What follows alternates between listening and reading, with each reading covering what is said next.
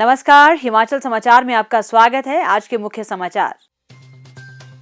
मुख्यमंत्री ने की सोलन जिले के विकासात्मक कार्यों की समीक्षा। मुख्यमंत्री ने की ग्रामीण विकास एवं पंचायती राज विभाग की समीक्षा बैठक की अध्यक्षता।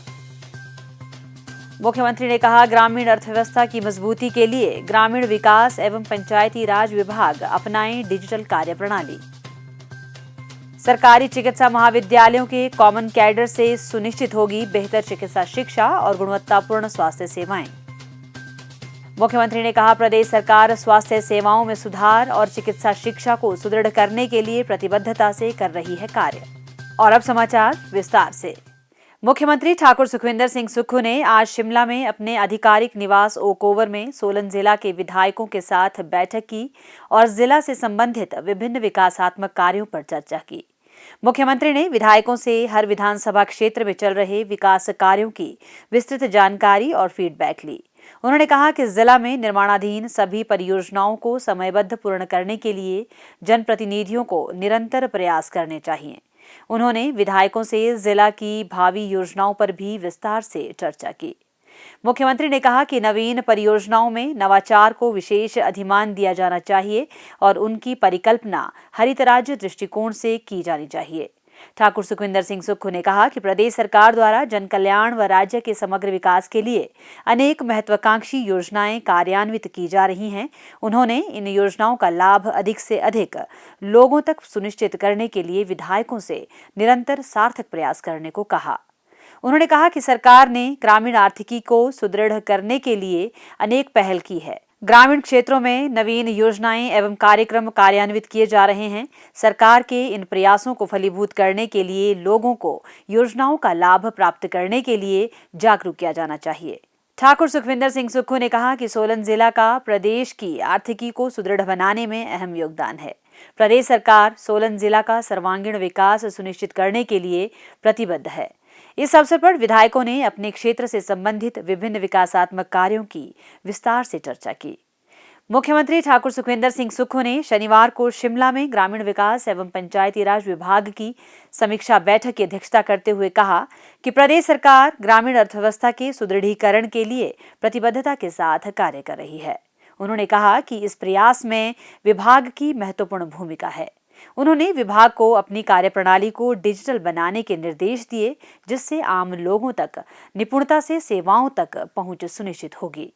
उन्होंने कहा कि 27 अप्रैल 2024 से ई परिवार रजिस्टर का कार्यान्वयन अनिवार्य किया गया है और इस पहल के तहत 18,96,000 परिवारों 99.84% का पंजीकरण किया जा चुका है। पहली बार दिसंबर 2024 से इसी पोर्टल पर पशुधन का पंजीकरण भी शुरू किया गया है।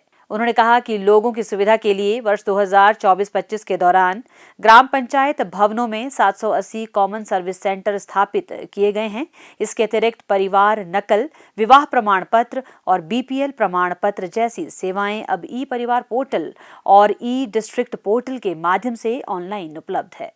उन्होंने कहा कि वर्ष 2024-25 में अब तक 11,016 परिवार नकल, 3,595 विवाह प्रमाण पत्र तथा 5,004 बीपीएल प्रमाण पत्र ऑनलाइन जारी किए जा चुके हैं। मुख्यमंत्री ने कहा कि राज्य सरकार ने मनरेगा मजदूरी में 60 रुपए की ऐतिहासिक वृद्धि की है, जिससे यह 240 रुपए से बढ़कर 300 रुपए प्रतिदिन हो गई है। प्रदेश सरकार ने मनरेगा श्रमिकों के लिए टॉप अप धनराशि के रूप में 201 करोड़ 51 लाख रुपए जारी किए हैं। उन्होंने महिला एवं स्वयं सहायता समूहों की आय बढ़ाने के लिए सरकार की प्रतिबद्धता पर बल देते हुए कहा कि हाल ही में इन समूहों को 7 फूड वैन आवंटित की गई हैं और अगले वित्त वर्ष में 60 और फूड वैन उपलब्ध करवाई जाएंगी। उन्होंने कहा कि राज्य के पर्यटन विभाग और पर्यटन विकास निगम के निर्माणाधीन सभी होटलों में स्वयं सहायता समूहों के लिए दुकानें आवंटित की जाएंगी। इसके अतिरिक्त स्वयं सहायता समूहों के उत्पाद जैसे साबुन इत्यादि भी हिमाचल प्रदेश पर्यटन विकास निगम के होटलों को उपलब्ध करवाए जाएंगे, ताकि उनकी आय में वृद्धि हो सके। मुख्यमंत्री ने विभाग को स्वयं सहायता समूहों के उत्पादों तथा प्राकृतिक खेती उत्पादों के विपणन में सुधार लाने के भी निर्देश दिए। उन्होंने कहा कि ऑनलाइन बिक्री को बढ़ावा देने के लिए राज्य सरकार ने Him Era e commerce website शुरू की है, जिसके सकारात्मक परिणाम सामने आ रहे हैं। मुख्यमंत्री ने विभाग को सभी परियोजनाओं के क्रियान्वयन में तेजी लाने के निर्देश दिए तथा अधिकारियों को लोगों को अधिकतम लाभ पहुंचाने के लिए सक्रियता से कार्य करने को कहा।